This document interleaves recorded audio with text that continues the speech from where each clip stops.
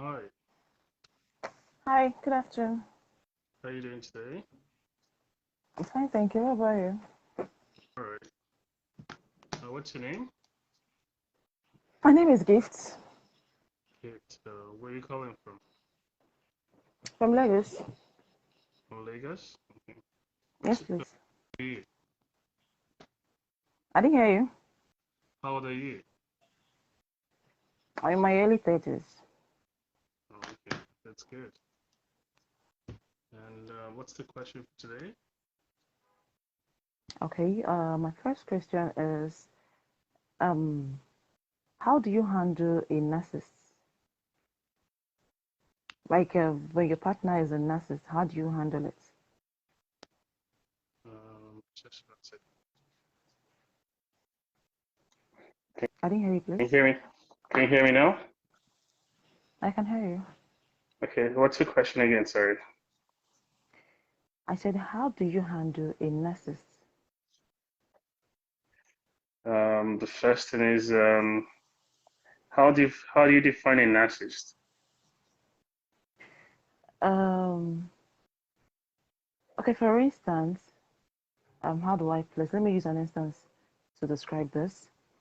Maybe you have somebody that always feels that he owes all the attention and he's always right. You must abide. Okay, let me just use the word manipulative. All right, so now you make everybody to understand what you meant. Okay, that's okay. Every Most people will have a sense of attractions towards them and want everything about them, only them, by them, in them, and for them. I consider a narcissist somebody who wants everything just his own way and he doesn't compromise. And they will do everything possible to manipulate you into their own belief systems and whatever they think that it's right. And the best way, there's no best way to handle them than to let them understand that you understand their game, you're tired of their game. They either leave you alone or you stay away from them because they don't stop. That's how they're designed. It's all about them. You're never considered in any options or in any ways, and they will never consider you. Everything is centered around them. And when things go bad Okay. as the result of their actions, they technically put the blames on you. They never take responsibility.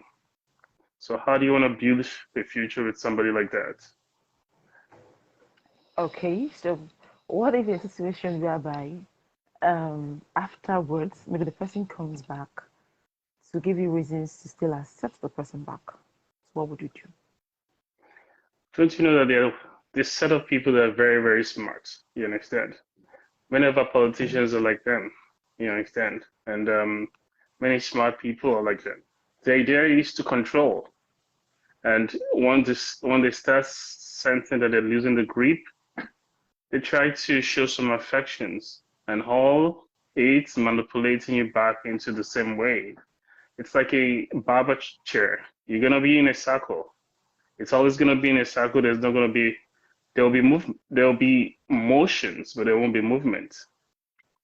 So you're going to be in the same circle, the same thing. They're gonna come beg you, and at the end of the day, they're still gonna use you, and they're still gonna make you feel guilty.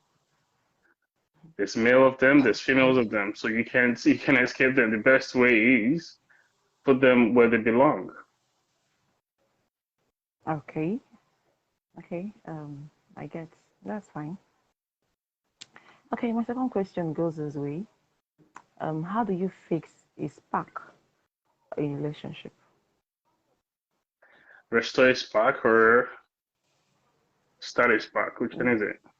Like spark in general, like when there is what would I use? The word spark in the sense that there is a lot of issues in all ramifications. So how do we fix a spark? Loss of interest, uh, issues here and there. So how do you go about it? The first thing you need to do is to understand the issues. And the second thing is to try to take responsibility. The third thing is try to get the other partner involved and let them admit their own areas of fault. And that can only happen if they're willing to fix things. So the third thing or the fourth thing you need to do is to address every area that needs to be addressed and have a policy in place or an agreement in place for future occurrence or something similar that's about to come to place on how to fix it. That's one. Then Okay. other things you can also consider it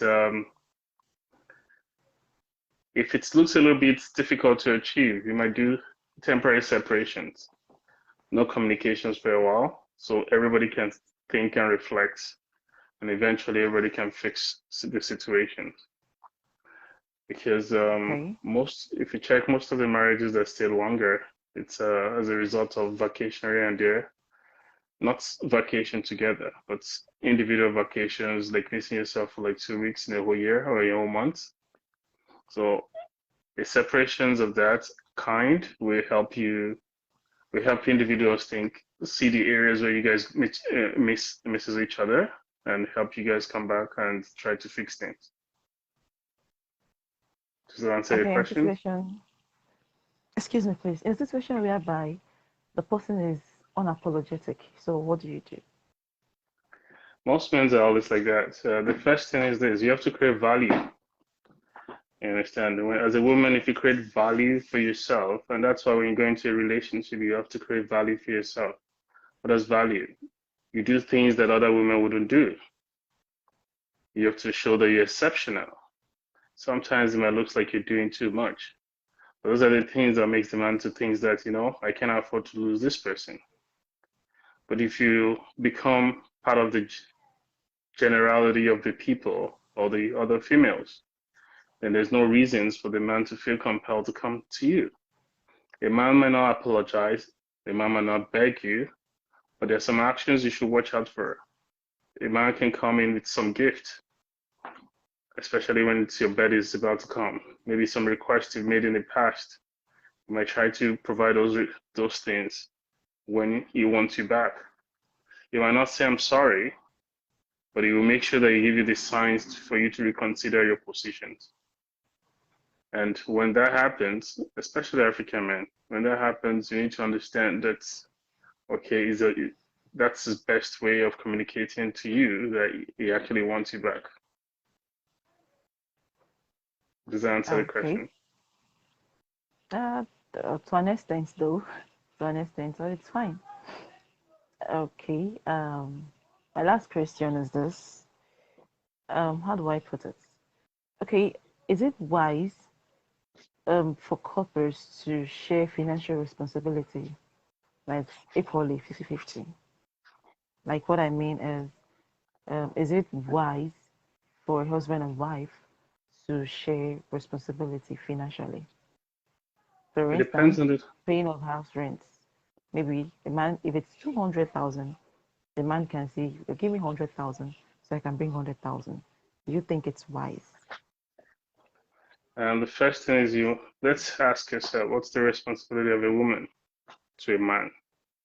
A man is looking Okay. for a helper, and the Bible describes Okay. it. Let's create a helpmate for Adam.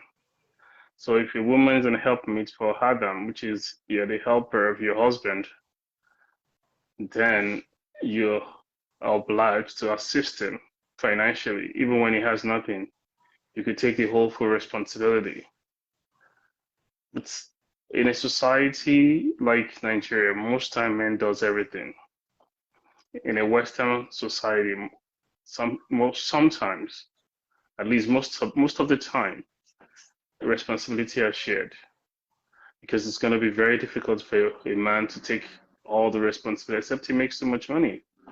It's not that it's not possible. It's possible, but it's not something that you find that would look absurd. You understand? But in Africa, the man takes every responsibility. So it is not out of line for a woman to help their husband to pay the bills, to take care of the kids, to pay the tuitions of the kids, to pay the house rent. You understand? Especially when the woman is financially buoyant enough to do that. And that's why you become exceptional. Like, the Bible says when two of them come together, they become one. So if you're your husband is you, so you should be able to assist, right? If he doesn't have the means.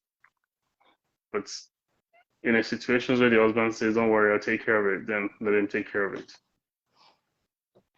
Okay, I think I have to come in here. Now, if I understand you very well, what you're trying to say is that um, it is wise for couples to share responsibility. Now, putting the word help, or let's just say, it's my own understanding per se, being a helpmate is in the sense that you try to carry where the little you can. It's not like imposing it like it's a right that you have to divide it. Now, if I'm buying something of this, you are buying it equally. I think that shouldn't be right in my own understanding, though. That is why I just use myself.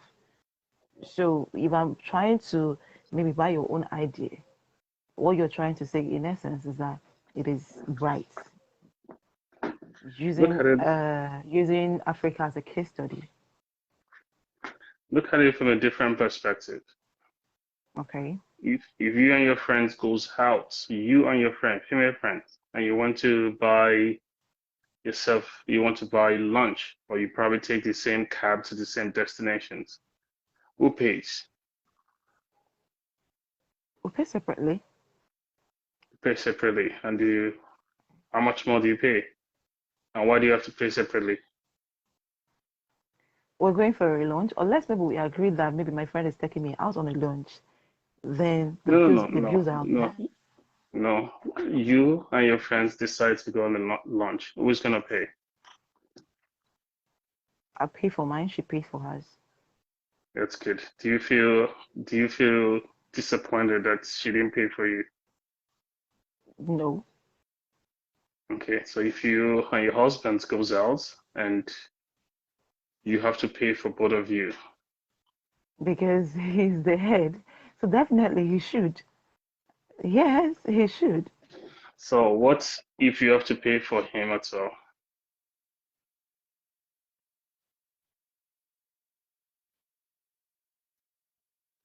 Hello, looks like the connection is down. In summary, you have to understand that men are looking for a helper. They don't want liability. And you don't necessarily have to pay, but initiatives or willingness to pay makes the man give you more respect and consider you different. And that's all you need to do. Responsibilities doesn't have to be your job. He has to be responsible taking care of you, and you have to be responsible for taking care of him too. So if he pays, it's all good, and if you pay, it's all good. But when you make an attempt to pay, you give him reasons to be different, that you're different from every other woman that he sees on the street. But if he thinks that he has to and he must pay, then you're going to be like every other woman to him. All right. I think this session, we're going to end this section. It's nice having you here, and we see you sometimes.